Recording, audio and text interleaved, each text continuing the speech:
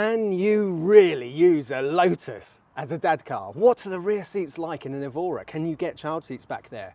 Then we're going to take it out for a drive and find out, could this be the car to replace my Aston Martin?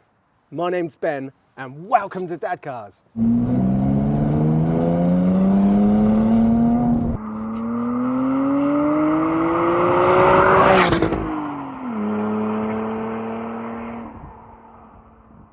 So I can remember when these cars first came out in 2009, same year as my DB9 that, and I didn't fully appreciate what Lotus had created. I mean, to my eye, I always thought, why would you pick one of these when you can have an Elise or an Exige, which looks so much nicer? So the engine sits about here, just in front of these rear wheels. Incredible. Can you think of any other car which is mid-engine and has rear seats? If you can think of any, drop it in the comments below. So whenever I've looked at pictures of these Evoras on my phone, I've always thought, you know, it's a little bit too watered down. I prefer the more extreme styling of the Elise and the Exige. But whenever I see them in person, I'm reminded that this is still a very special thing, and a special thing with rear seats. So look, let's not wait anymore. Let's get in those rear seats. It's cold in here, is it? Right, let's see. Getting in the back seat of a Lotus. What a lovely thing to say. Right, okay, so headspace, headroom is very restricted. Oh, sweetie, can we pop that forward?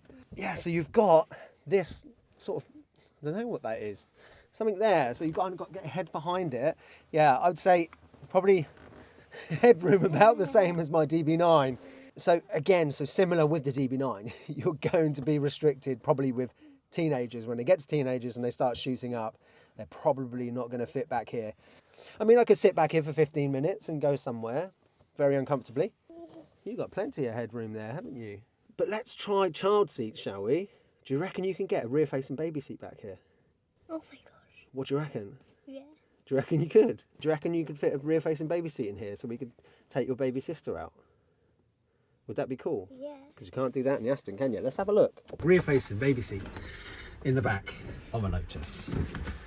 Not likely, eh? But let's have a look. Now, these launch cars, as standard, did not come with Isofix. However, it's very easy to retrofit them. And the later cars, I believe, did.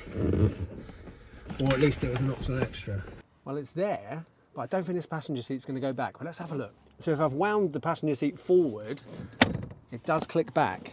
But let's see if I could actually sit in this passenger seat. In terms of passenger compromised usability with a rear-facing baby seat, it's probably pretty similar to a 997, 911, I would say. I'm sat right upright. It's a bit uncomfortable. My head's resting on the roof liner. But, I mean, you could take a passenger here. You wouldn't want to, though, really, I don't think. But front-facing, belt-secure child seats like these, the ones that I use in the back of my DB9, they fit in there perfectly. And look at this space, legroom here you've got. So you could definitely have two belt-secure child seats like this in the back. And over on this side, I've got a booster seat. But I've actually got a Isofix booster seat as well. And let's see what that's like in here. So this here is a folding Isofix booster seat, sort of full-sized one. And look, I mean, that would fit back there as well. So yeah, these rear seats, with it being a full flat bench at the back here, they're really usable. I reckon there's loads of child seat options that you could fit back here. You can even turn the passenger side airbag off, so you could have, for infrequent use, a couple of little ones in the back and a baby seat up front. However, it is possible to take the rear seat cushions out, and that would give you a little bit more space. All you do is pop off the headrest, take off two bolts, and then the whole seat cushions themselves just come out. They're just velcroed in. So this would give you even more space to get child seats back here. Now, with the bottom seat cushion in place, you've got comfortably 1 metre across, which would mean potentially you could get a 3-across multi-max seat all in one unit in the back here.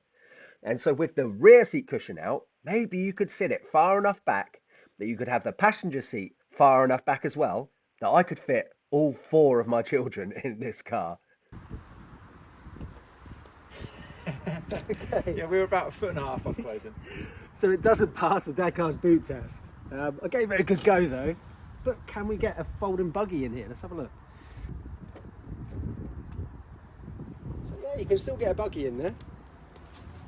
So the Evora is a much bigger car than the Elise. I mean, it's about 2 foot longer and around 5 inches wider.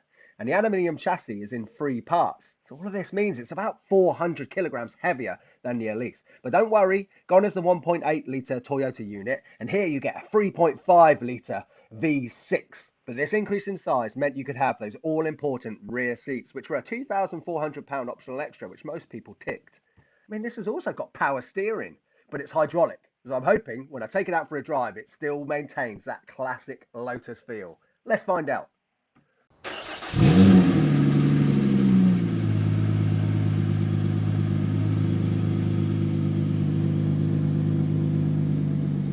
Okay, let's go for a drive, shall we? A reversing camera in a Lotus. Master Martin doesn't have a reverse camera, look. You got this in the Lotus. What was that? So one of the big complaints about this car is rear visibility.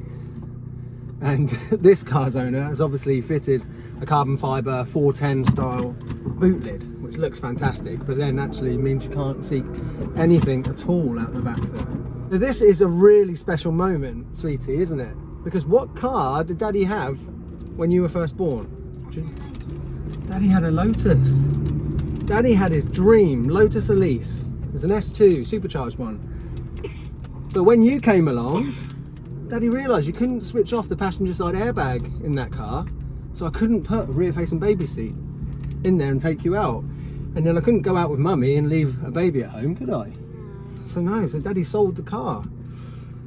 But if I had one of these, I wouldn't have had to have sold it, would I? Goodness, right, so straight away, this feels so special. The dash is lovely.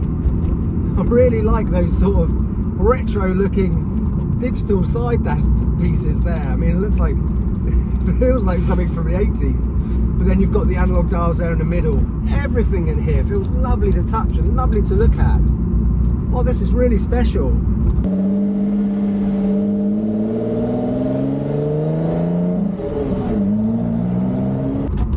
So you see how fast it is? Put your head back, sweetie. Ready?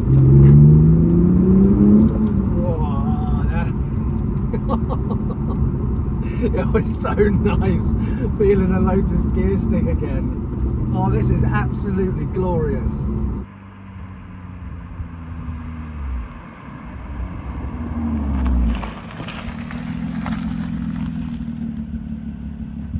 Ready? Oh, it feels great. This has got a lot of pace. Pace. I wasn't expecting this from the launch year car, because obviously these aren't supercharged, these are naturally aspirated. 280 brake horsepower, 0 to 60 in what, 4.9 seconds? You want me to go fast again? Okay, right, you ready? Oh, hang on, second gear, you ready? Oh, and the sound as well. I swear people have said that these cars don't sound that great, but this sounds fantastic. Doesn't that sound good? Sounds really cool from the back, doesn't it?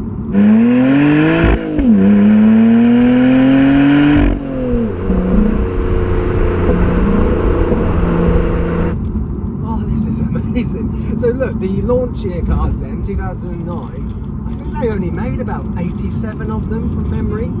So not many at all. And they came fully loaded with every single option possible. Right, but now we're coming up to a national speed limit. Right, you ready? Yeah. Let's go to second, shall we? Yeah. Oh, this is so lovely.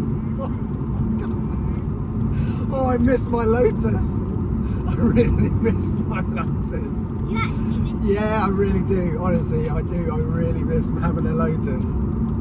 And I finally got you in the back, sweetie. Yeah. I finally got you in a Lotus. This is so special, and we'll have this video forever, right? This is so great. How wonderful.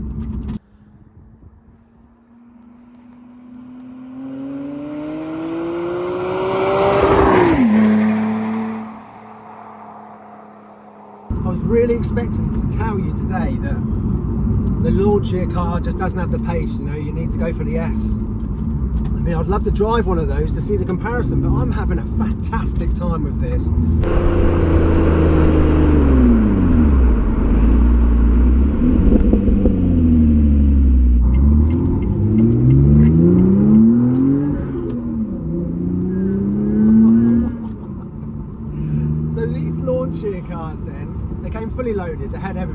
parking sensors, rear cameras, sports modes, loads of stuff. And I think they cost about £58,000. And this car today, probably worth about 30. Now bear in mind that recent DBS Superleggera that I drove on the channel, that experienced a similar amount of depreciation that this car has seen in what, 13 years. That DBS Superleggera saw that same depreciation in its first year. And I don't see these going anywhere lower. Even with the launch of the new Lotus, the Emira, what a gorgeous looking thing that is. But you know what that doesn't have? That doesn't have rear seats, does it? So these 2+2 Lotuses are extremely special, and I don't see them getting any lower than they are now. All the depreciation has happened. So if you spend around £30,000 on getting yourself a nice low mileage, fine example like this, you never lose a penny on it.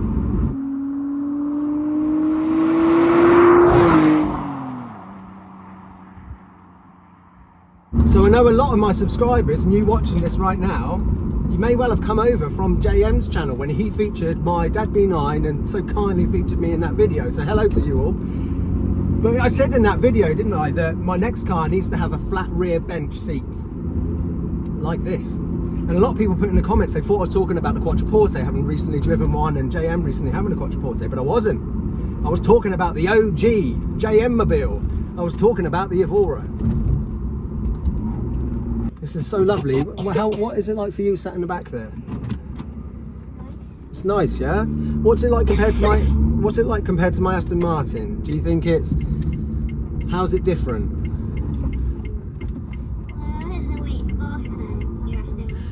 It feels faster than my Aston Martin, do you think?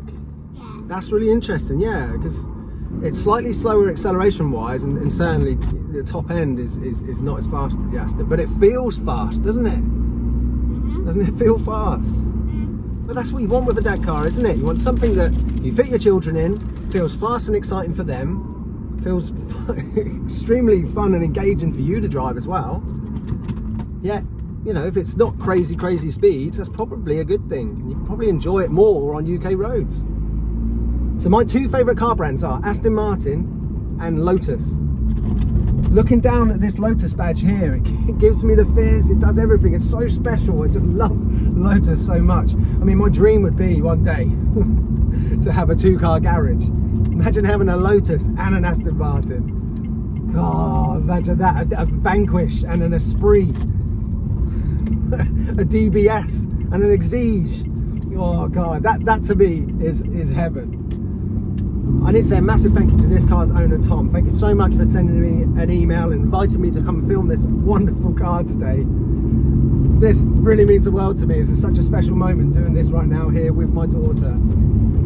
And I mean, he's got two children himself. You know, he's got a 2-year-old, he's got a 4-month-old, and this is his dad car. Fantastic.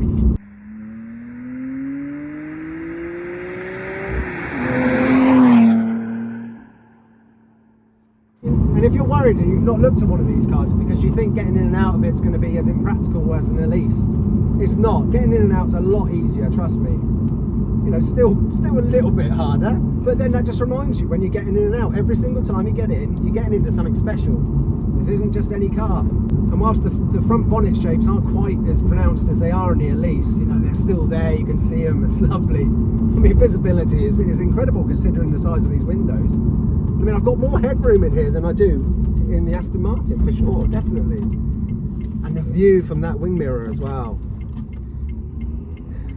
You know you're in something so special. Oh God, I love this car.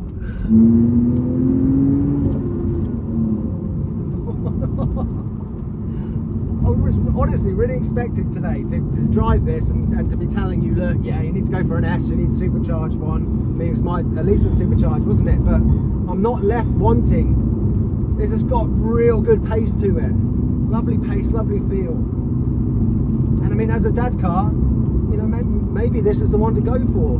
You know, if it costs less money, it's got all of the bells and whistles because it's a launch car. And I mean, 5 seconds, 4.9. 0 to 60, that's ample. And with this driving and feeling just like a Lotus, the steering, oh, the throttle response, it's just amazing. This car is incredible. So do you want to go fast?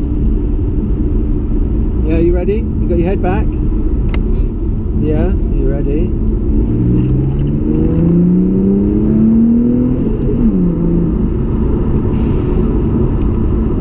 It's such an exciting car. It really is. So the big question for me then is, can you fit a free across multimax seat in the back of this? If you can, I've then got the potential where I could have a Lotus that I could have 3 of my children across the back and 1 of them up the front. So I can have all 4 of my children and go out in a Lotus and have DadCar days.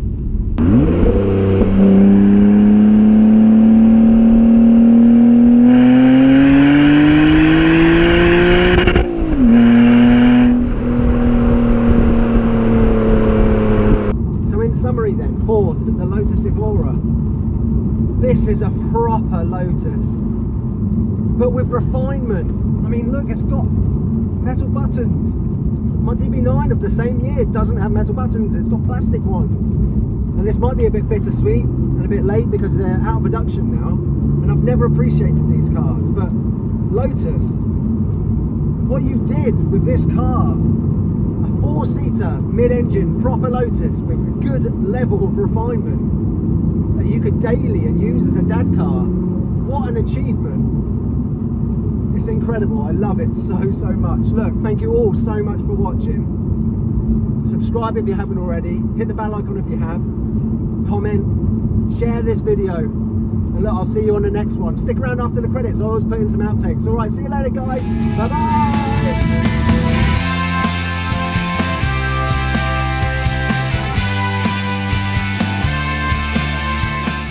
I do love the look of the new Emira. It looks amazing, doesn't it? But it's only got 2 seats. But No, at least it'll be lighter than this, won't it? No, it's heavier. What? It's heavier? What, the new Lotus with 2 seats is heavier than this one with 4 seats? I'll buy one of these then. I couldn't afford a new one anyway. Hopefully we've got enough there. Oh no, I wasn't filming. Please tell me I was filming. No, it didn't film. What are you eating? Eating a burger in my car. So we just stopped off to get some food on the way home because it's quite a late one actually. It's about 15 minutes of primary footage while I was driving the Evora. Didn't record. But look, on the bright side, that means that I'm going to have to get another Evora on the channel at some point, aren't I? Maybe an Evora S, or, you know, I don't know. We'll have to see. Right, so we're just at the side of the road doing some drive-by shots for another exciting DadCars. Do you reckon Daddy should get one of these? Yeah. Yeah, that'd be cool, wouldn't it? Excuse me, is that your car? It's not my car, no. That is a sexy car. Why is he not switching on?